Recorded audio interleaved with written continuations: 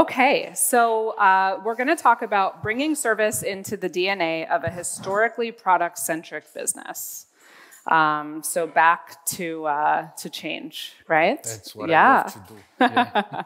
Yeah. Before we do that, tell everyone a little bit about yourself. Yeah, I am Lucas Rigotto, originally from Brazil, always in services, my entire career. From fixing machines, I started fixing projects, processes, building foundation organizations in services, training, remote support, and then did a lot of restructuring in my career for making services good for the customers and making services good for the business as well. So I had the chance to evolve. During some years, I was commuting between Brazil and Germany every week until when we decided it was time to move here. Spent most of my career with what was General Electric, healthcare, then oil and gas.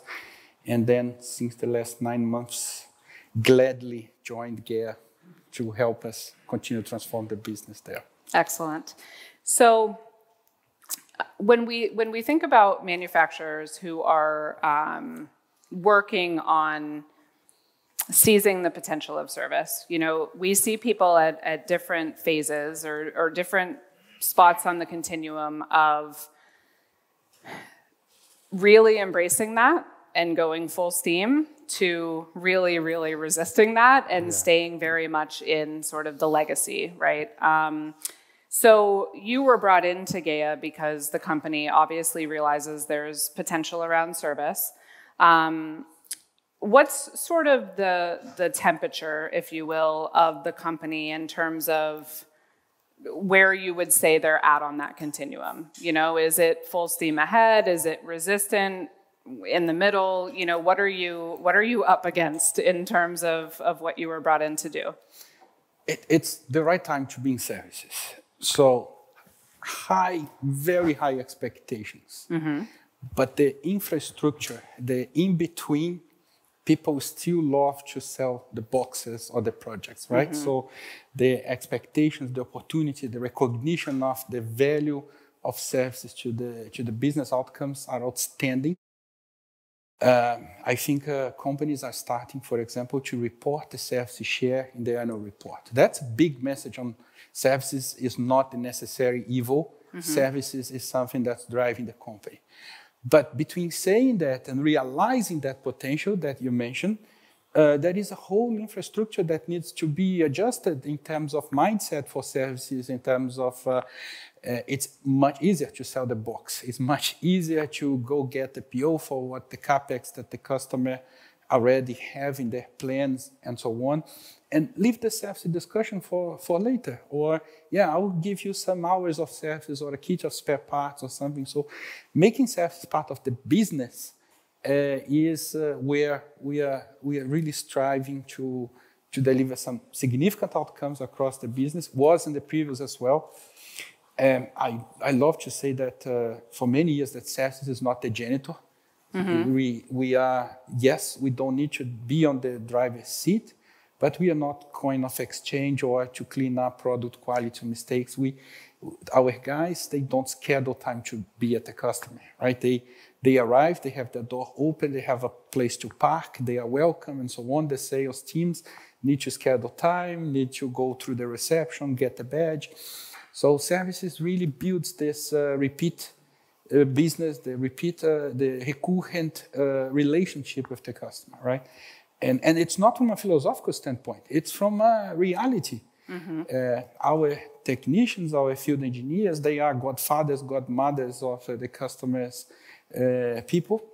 The relationship is changing from that level to higher, but it's nevertheless absolutely critical, the impact of services there. So temperature is great, expectations very high, matching expectations with getting it done is where the real job is. Mm-hmm. All right, so we're going to talk about those challenges, but I realize I don't know if everyone is familiar with GEA. So can you talk about, you know, what the company does, how service plays a role?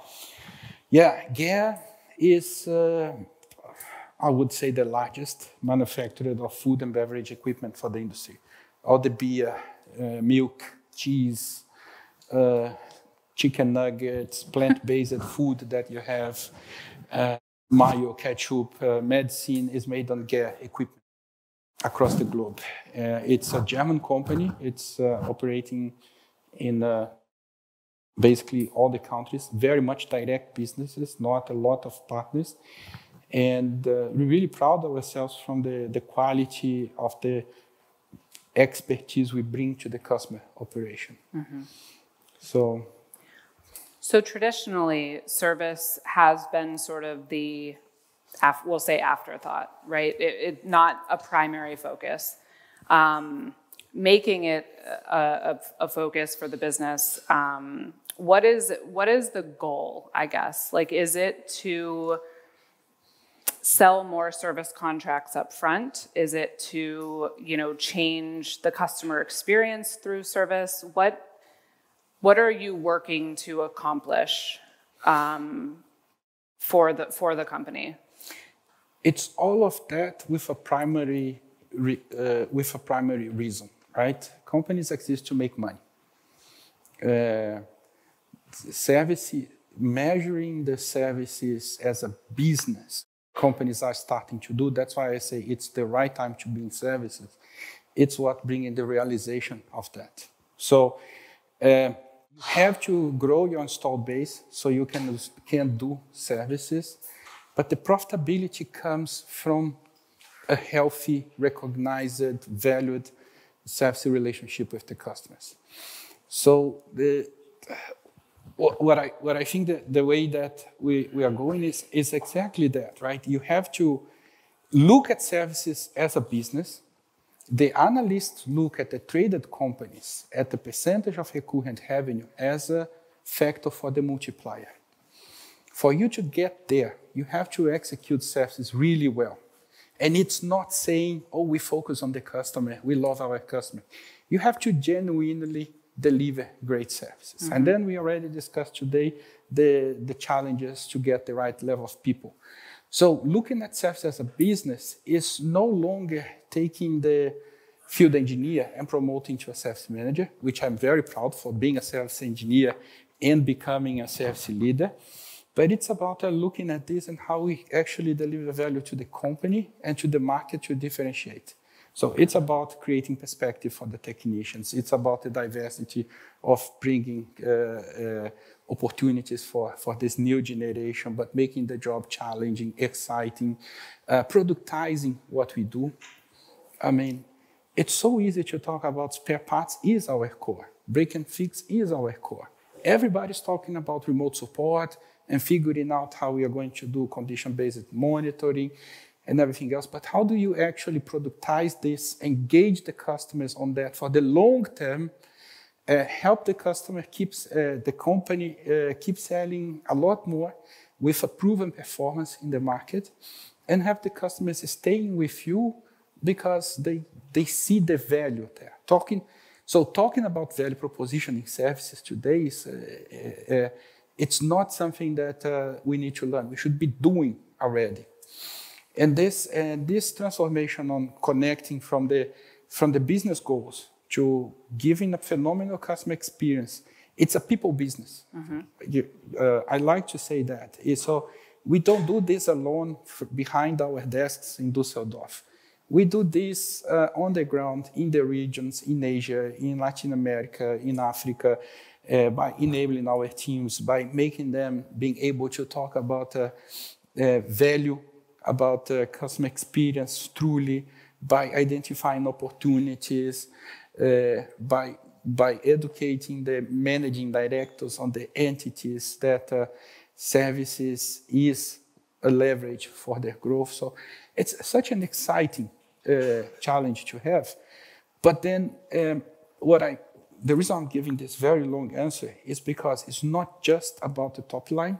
It's not just about executing services properly in front of the customer.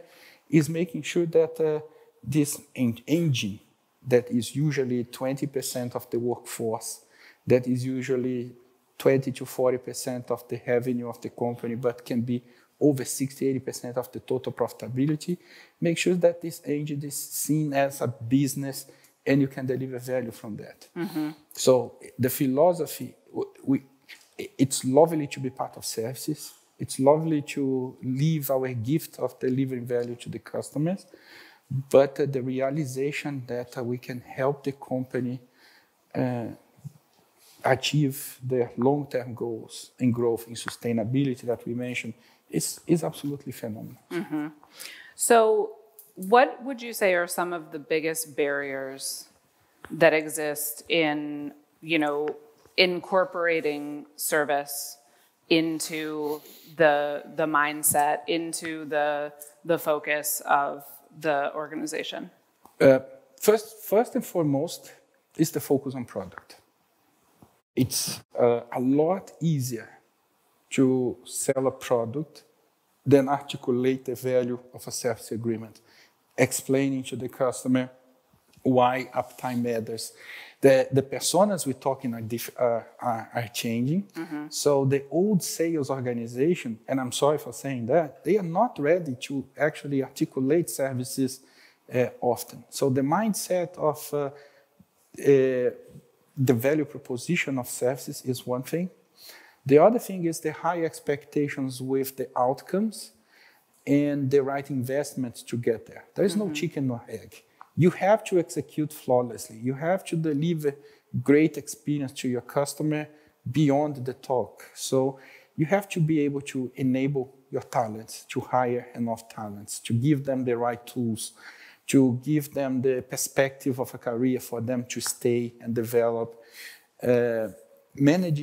Managing experts in services is a big challenge, because what I see across the globe as I travel, in every single entity, there is someone that we say, oh, that guy is great. And he's 69 years old or 72. There was a place where we created Mr. Manfred Ali in the office, because the guy is there at 84 years. Really great people, but what are we doing about cloning this phenomenal expertise? So we really need to look at, and that's the feeling of the engineers, right? It's I am the expert, my expertise is my asset. Creating this culture of sharing, of development, of learning is important. So Sarah, to summarize, I think the commercial aspect of it, selling value, the true engagement with customers, that services is not a coin of exchange, having the right talents that make services really relevant for the organization, and then deliver on your promises. Say-do ratio is absolutely important, because you can meet a customer, promise them everything, and they identify that you understand their pain. But if you don't deliver on that, then it's the last time you're going to come. So that's where I feel that you see the challenges. I want to ask you about something you said, which is productizing service. So can you explain what you mean by that? Yeah, absolutely. Services agreements. No two service agreements are going to be the same. At least in my experience, every customer has a different expectation. But you have to have a platform that your global customers, that your teams understand what is the product service agreement. Is it spare parts? Is it response time? Is it a consigned stock? Is it a remote support block amount of hours? This must be products. Yesterday I was on a meeting, and one of the guys mentioned really well how I think. Productizing services is important, because the size of your business is your install base multiplied by your product portfolio, multiplied by your market penetration in that. So it's no longer the time that services we go and we figure out what we do in front of the customer. We are talking about going from reactive to proactive, but what is remote services? From what hour to what hour? It's a block of hours, it's based on the outcome, it's based on the replacing the break and fix from the past, so it's going to cost more than the trip, but you know why it's costing more, because we are solving your problem faster before machine fails, and so on. It's productizing plant availability, not as, hey, I like you, I'm going to visit you, and let's see what we want to do. It's actually have a product where you sell to the customer a plant audit, a consulting that services don't, it's no longer the guy that's there with a screwdriver and a spare part to replace the part, and that we become part of the customer operation truly. If we want to do equipment as a services, outcome-based in the future, we have to do these fundamentals really well, prove and gain their trust so we can go there. So clarity of the portfolio in services. For me, it means specifically to your question is, like we have product managers that design the next product, the next technology, I have product managers that are designing the upgrades, the modernizations, the service agreements, the spare parts kits, and everything else, so that we make it easy for customers, for sales to understand, so that we can more accurately estimate our potential. I think 20 years ago, I did my forecast. Yeah, I think run ratio is that we are going to end like that. We need to go out of that. To manage our pipeline, I need to see by product what is that we are negotiating, quoting, available, and really evolve on that. So that's why the productization of our expertise is important. Yeah. No, I like that because we're often talking about servitizing a business. Yeah. But I like the element within that of productizing service, right? And bringing clarity to what is the value, right? Yeah. And really defining that in a way that internally you understand so that then you can be successful communicating it externally. Yeah. In terms of change management, what's been the biggest pocket of need that you've experienced so far in terms of change management? In other words, who within the business is most resistant? The own team of services sometimes is very resistant because we have always done it like that, and we are profitable, and we love selling our spare parts. So making sure that we understand the value of everything else that we can do. There is this resistance of, if I succeed this month, you're going to ask me to deliver 10% more next month, or increase my net promoter score in 3, 5, 4 points more based on that. So I heard in an example, it took me 20 years to get in this stable environment. Let me enjoy it a little bit. So creating that sense of hungriness, never being satisfied, deliver more for our customers, be more impactful for their operations, takes a little bit of courage to make it happen.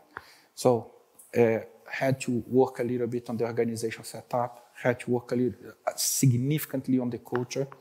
It's important. The other part of the resistance is really around your global commercial teams. As I said, because it's much, much easier to sell a product. It's much, much easier to say we are not selling because of services, or I can only sell if I give away services. So really having the courage to say no and fight for the space of services is absolutely critical. Yeah, that's around that. It's no longer anymore, I want to be clear, it's no longer anymore about building the right backbone of the organization, because I think services having a seat on the table is a bit easier, but it's really the commercial, and we have always done like that. You mentioned earlier that the sales teams today aren't really adept at selling service the way they need to be. So are you, I guess, augmenting that with people that are selling service, or are you just working on upskilling them to do a better job of selling service? It's a mix of both, but I will go back to the previous one because I wanted to say customer is also part of the resistance. And I think this is important because it's connected to what you're saying. And customers' job is to commoditize our service offerings. And that's why productizing is important. And that's why the resistance of the customer we need to be aware of. The procurement team wants you to be cheaper than previous year. The operators, the quality leaders, the CFO, they want you to be better than previous year, so you increase the factory efficiency. So the managing the customer, different personas is a big challenge, right? But then I go to the sales guys. The answer again, it's maybe both and depends, because I am a true believer that you will perform and excel in services when you have dedicated services sales expertise. People that talk the customer's language, people that understand OPEX dynamics, because it's much easier to talk about a project in CAPEX that has been approved previously already. But if you don't get the right incentives for the machines, sales teams, to sell services as well, if you don't give them the incentive to talk about services confidently, knowing what they are talking about.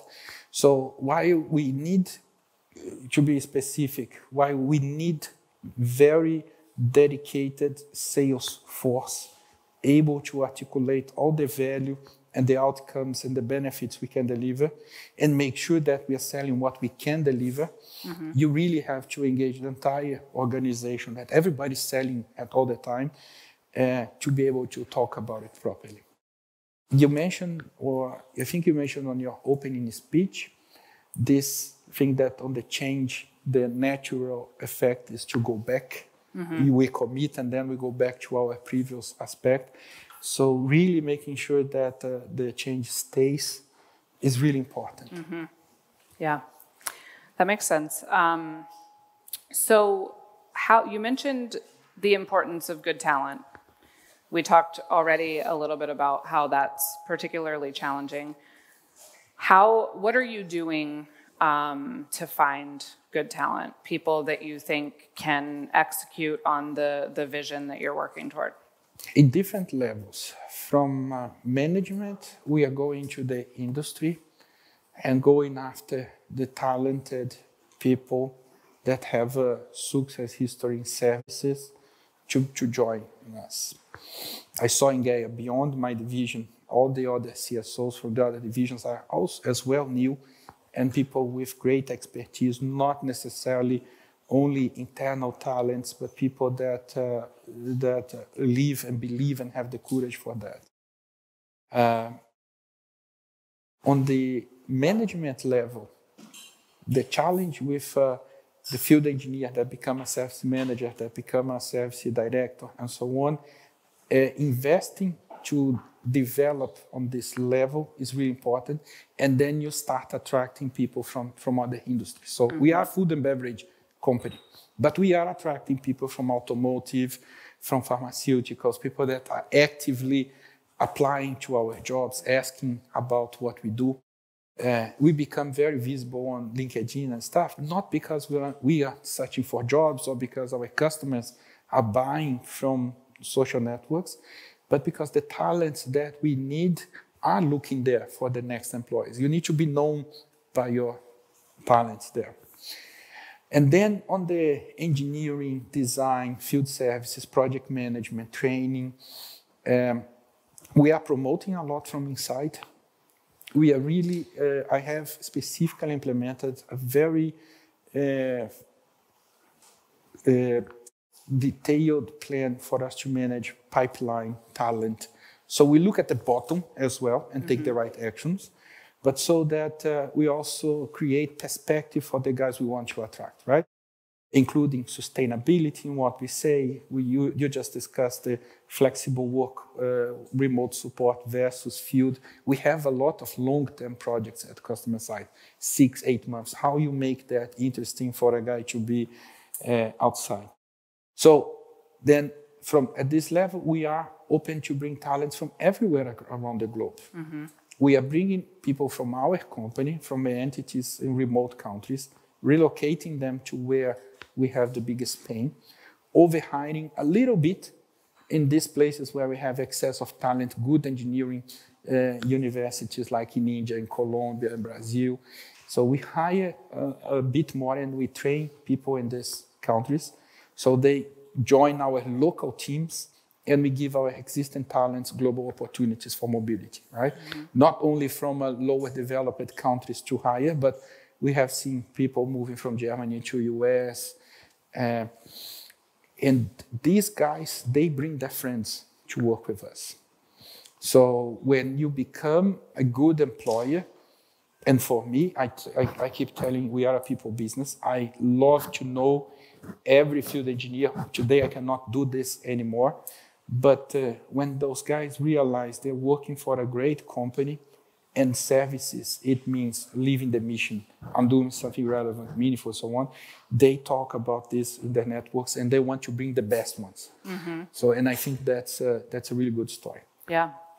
I think understanding what's relevant to today's talent and then working to create stories, not just stories. I mean, it can't only be a story, it needs to be a reality, but, you know, really working to align to what matters, you know, having a purpose, flexibility, you know, I think it's important to understand that, you know, we know from a lot of different research that what is important to talent today is not just the paycheck. It's not just the dollar amount. There's other things that play a huge role. So that makes sense. What aspect of, you know, what you're working on, what you see for the future, what are you most excited about? What's like the biggest goal you're going to achieve that you'll, you know, want to throw a party when you do it? In 2 years from now, we are not going to be selling a service that is not a formal, full-blown product that has been launched. That's the first thing.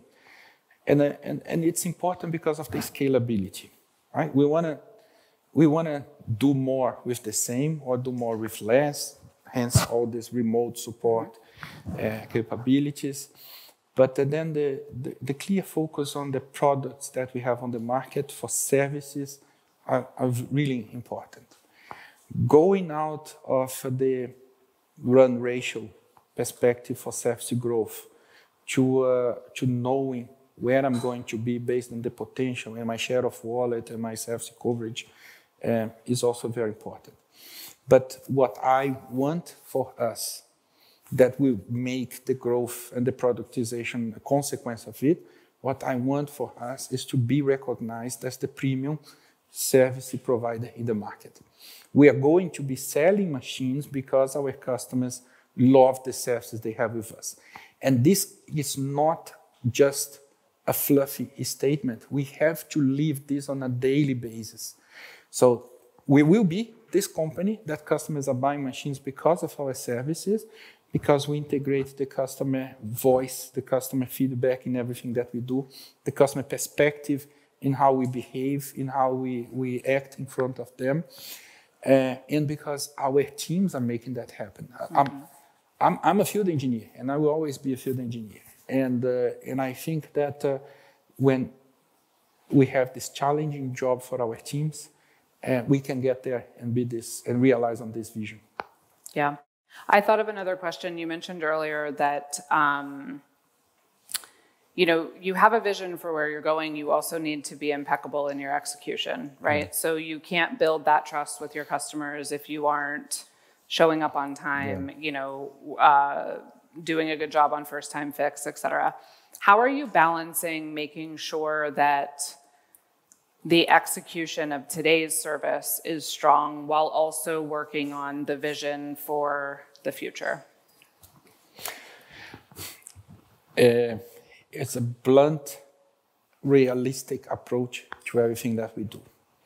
We don't appreciate discussing our greatest achievements from the previous month or the previous week. We really have to love the reds in our KPIs. And that's how I deal on a daily basis, right? So, we improved our on-time delivery and we improved our lead time. But it's not there where we want. Let's celebrate these small steps, but let's keep hungry, stay hungry for more. For me, looking at the reds and being fully unsatisfied with where we are, not patting ourselves in the back, not doing things because we believe this is going to be great without the customer buying, not designing solutions because, I think it's great without validating. I think that's what takes us there, really. So we have to celebrate. I'm Brazilian. I like parties, right? And you know that. So I like to celebrate the very small, tiny victories, but the mindset of, guys, let's focus on what's meaningful. Let's not waste time with our chit-chat and the nice stuff. Sharing best practices is really important, so we improve and leverage from there. It's really critical. And just on that, the other aspect is we waste a ton of time reacting super fast in the issue that was raised or in the problem that we need to address. One of the things that I have done in creating our customer experience area is root cause analysis is really critical. Sometimes going a little bit slower helps us go faster. So I'm no longer asking the teams, what's the action for this right now? What is the actual root cause? And I think that's what gives us a scalable improvement for the future. That not makes sense. initiative of the month. Yeah. So you started as a field technician, Yes. and you have a great journey to be proud of. What's the biggest lesson you've learned along the way? It's great to not always be on the driving seat. I think that as services, to live the gift of serving, we need to accept that the sales organization is the one that's creating store base, that is driving, that will have more of a visible profile. But staying humble and realize that we make the machine work, that it's a people business, that we need to make our people part of the journey is my biggest lesson. This is not a game for individuals, for stars.